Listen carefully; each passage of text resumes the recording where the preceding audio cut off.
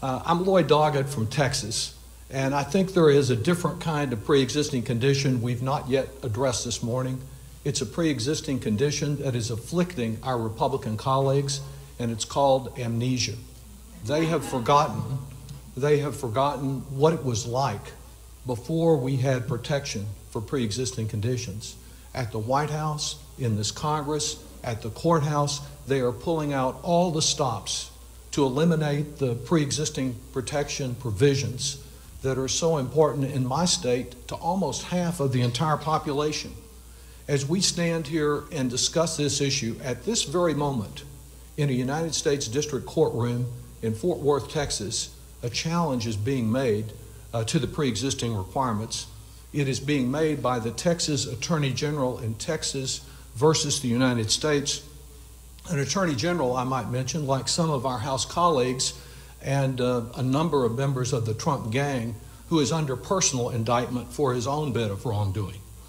Today, he is seeking a preliminary injunction to eliminate immediately the protection for pre-existing conditions that we've heard about.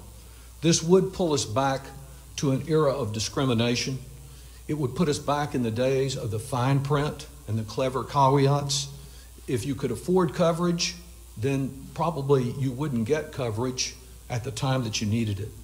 Nobody should be priced out of the protection that is so important to those who've experienced cancer or asthma or diabetes or have been a victim of violence.